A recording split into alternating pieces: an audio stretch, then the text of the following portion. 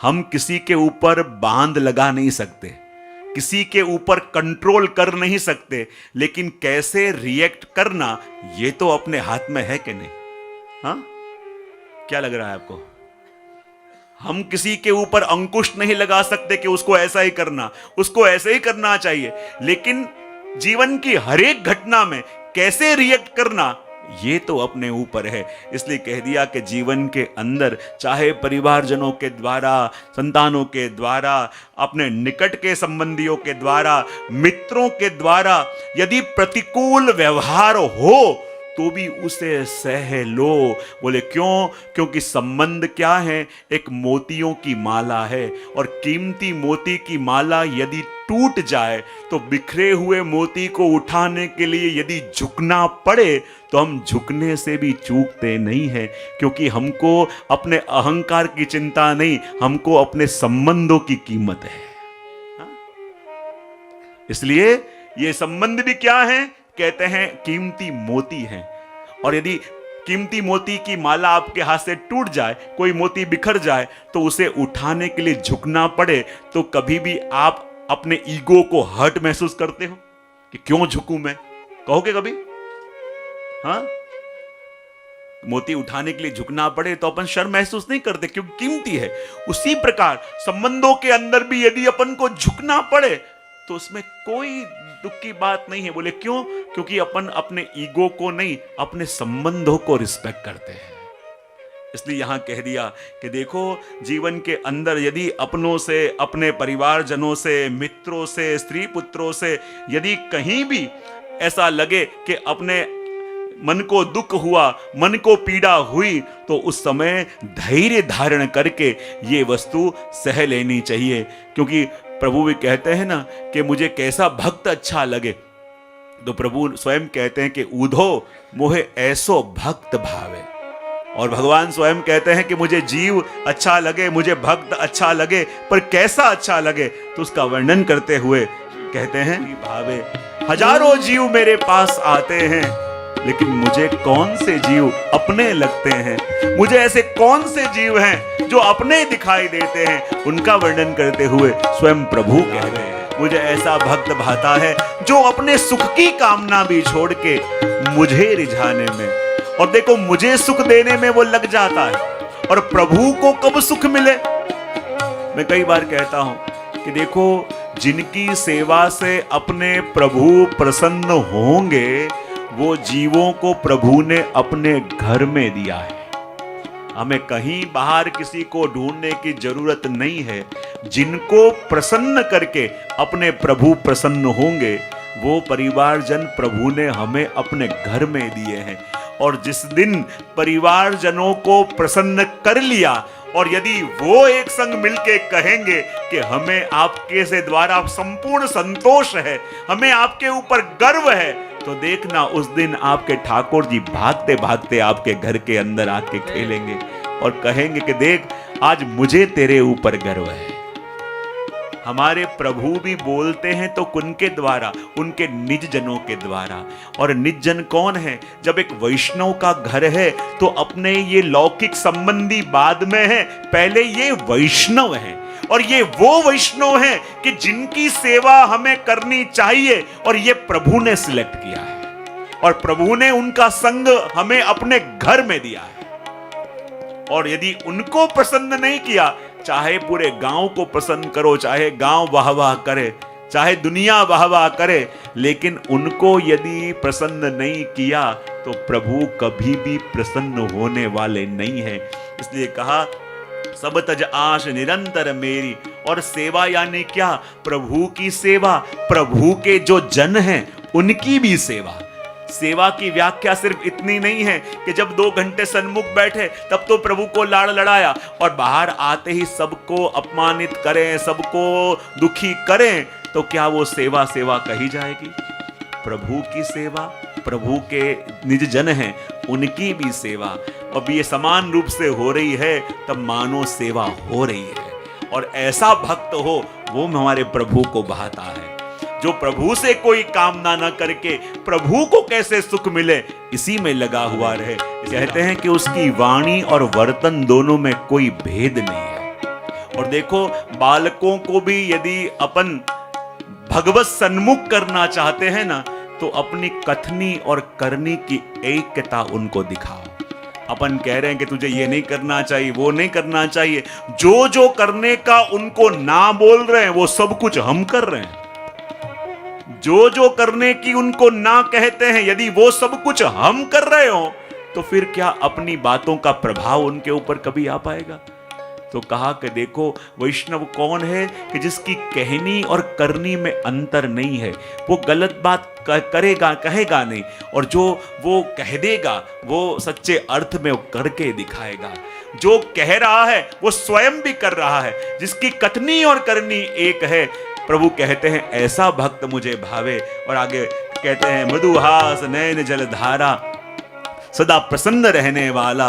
भगवत गुणगान गाते गाते कभी आंखों में से प्रेमाश्रु छलकते हैं, कभी सुंदर तालियों का नाद करते हुए गाता है। बोले ऐसा भक्त मुझे भावे। और आगे वर्णन करते हुए कहते हैं भक्त है जो सभी को प्रसन्न करके मुझ तक आगे आता है। एक ऐसा भक्त कि न किसी के मन में उसके लिए फरियाद, न उसके हृदय में किसी और के लिए फरियाद, जो सभी को संग लेके, सभी को जोड़ के, सभी को प्रसन्न करके मेरी और आगे बढ़ता है। तो प्रभु कहते हैं वो तो ऐसा भक्त हो जाता है कि वो जहां जहां चरण पधराता है वहां वहां सारे तीर्थ आ जाते हैं। जहां जहां भक्त मेरो चरण धरत है तहां तीरथ चली आवे। ऐसा भक्त मेरा जहां जहां चरण पधराता है वहां वहां सारे तीर्थ आ जाते हैं। और प्रभु कहते हैं मुझे भी कभी ऐसा लगे कि मैं भी और हूं, उससे अधिक पावन होके आऊं, तो प्रभु कहते हैं मैं क्या करता हूं, भागता भागता जाता हूं, और जहां मेरा भक्त चलते हुए गा वे रज ले मैं अंग लगाऊं, और मेरे भक्तों के चरणों की रज जहां पड़ी हो मैं भागता भागता जाऊं, और भक्तों के चरणों की रज को लेके मैं अपने पूरे अंग में लगाता हूं। और जब वो रज को मैं अपने अंग में लगाऊं तो कोटि ब्रह्मांड का सुख, उसका अनुभव मुझे होता है कि जब ऐसे भक्त के चरणों की रज मैं अपने अंग पे लगाता हूं। विचार कर वो कैसा जीव और कैसे भक्त की कामना यहां प्रभु कर रहे हैं, और कैसे भक्त की कामना यहां महाप्रभु भी कर रहे हैं। तीनों प्रकार के दुखों की बात करी और ये भी कहा उन्हें यदि दूर करने का उपाय अवेलेबल हो तो फिर वो दुख को दुख रहने देना चाहिए नहीं। आदि भौतिक दुख में बताया, स्त्री पुत्र आदि परिवारजनों और निकट के संबंधी मित्रजन जिनके द्वारा यदि ऐसे शब्दों के द्वारा के ऐसी पीड़ा मिली हो, तो पीड़ा तो मिली है, लेकिन यदि दूर करने का ऑप्शन अवेलेबल हो तो फिर वो दुख सहन करके बैठना नहीं चाहिए। ऑप्शन अवेलेबल है तो उसका उपाय भी करना।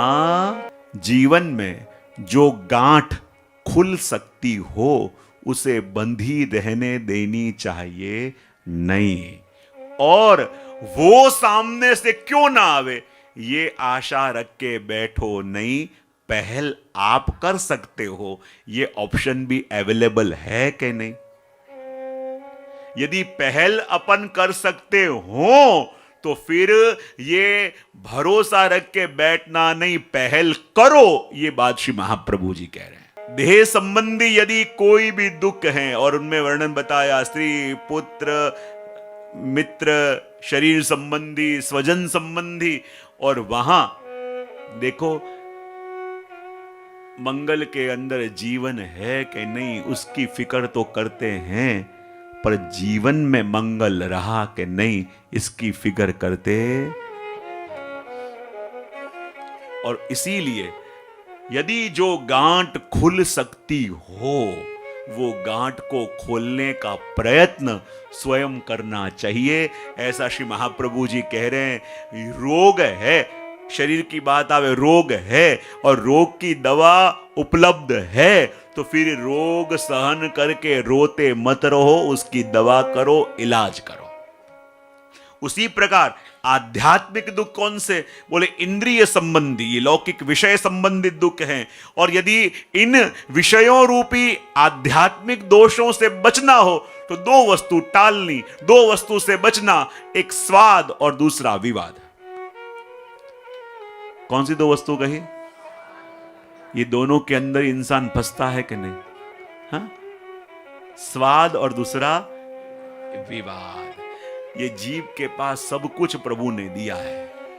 स्वाद लेने की बात भी दी है और विवाद की बात भी दी है। ये जीभ चाहे तो मलम भी लगा सकती है और जीभ चाहे तो माचिस की तरह। स्वाद और विवाद ये दो काम है इस जीभ का, और इंद्रियों के पीड़ा से दूर होना हो तो ये दो का कंट्रोल कर लो, और दो का कंट्रोल हो जाए। और सबसे बड़ा तो विवाद है। स्वाद और विवाद दोनों लेता कौन है? जीवा। कौन लेता है? लेकिन जहां से उसे स्वाद आना चाहिए वहां का स्वाद तो लेता नहीं है। आज कहते हैं ना कि जब ये नलकुबेर और मणिग्रीव ने भगवान की स्तुति करी तो स्तुति करके क्या मांगा कि प्रभु आपने जो जिह्वा हमें दी है किस लिए? कि आपकी स्तुति करे। तो उस जिह्वा से जगत में आके हमने दो ही काम करे, एक तो अपनी प्रशंसा और दूसरी औरों की निंदा। तो अपनी प्रशंसा और औरों की निंदा में उलझी हुई उस वाणी को प्रभु ऐसी प्रेरणा करो कि वो आपका गुणगान गाए।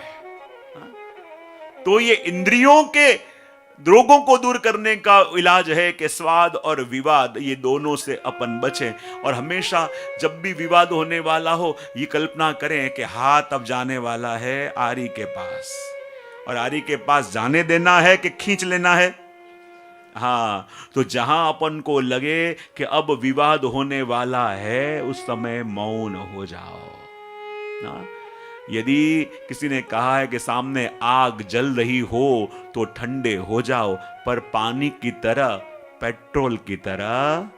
हाँ, कई बार मौन रह के भी पेट्रोल छिड़कते हैं तो फिर आग भड़केगी कि नहीं? तो उस प्रकार स्वाद और विवाद ये दो कंट्रोल हो जाए तो इंद्रियों के दोष भी कंट्रोल हो जाएंगे। तीसरा दुख कहा आधिदैविक दुख। और आधिदैविक यानी कौन सा? प्रभु के विप्रयोग का, कि जो उन गोपी जनों ने अनुभव किया। बोले ऐसा दुख तो प्रभु की कृपा हो तब जीवन में फलित हो। प्रभु के विप्रयोग का दुख।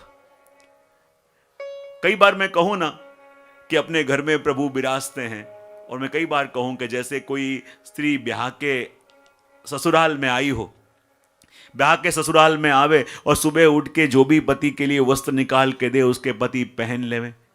कुछ भी खाना पीना दिया उसके पति खा पी ले, पर एक शब्द भी उसके पति उससे बोले ना। जो भी वो खिलाती पति खा लेते हैं, जो भी पीने को देती है पी लेते हैं, जो भी वस्त्र निकाल के देती है उसके पति पहन लेते हैं, पर एक शब्द भी बोले ना तो वो पत्नी कितने दिनों तक सहन कर पाएगी? 1 महीना होगा, 2 महीना होगा, 3 महीना होगा, जाके पैरों में गिर जाएगी कि चाहो तो मुझे डांट लो, चाहो तो मुझे जो चाहो कह दो, पर कुछ तो बोलो। यदि लौकिक पति भी 3 महीना न बोले तो कोई स्त्री सहन नहीं कर सकती। जिस प्रभु की सेवा अपन कोई 40 साल से, कोई 50 साल से कर रहे हैं, जो वस्त्र धराते हैं ठाकुर जी धर लेते हैं, जो भोग धराते हैं प्रभु अरोग लेते हैं, जो झारी जी भरे प्रभु अरोग ले, पर क्या कभी ये ताप जगा है कि प्रभु आज्ञा तो करो, प्रभु बोलो तो सही। लौकिक पति भी 3 महीने न बोले तो कोई सहन न कर सके, और ये तो अपने अलौकिक पति हैं। और इतने इतने वर्षों तक भी न बोलने का जो ताप अपन को होना चाहिए, वो ताप यदि हुआ नहीं है तो फिर अपना कैसा भाग्य।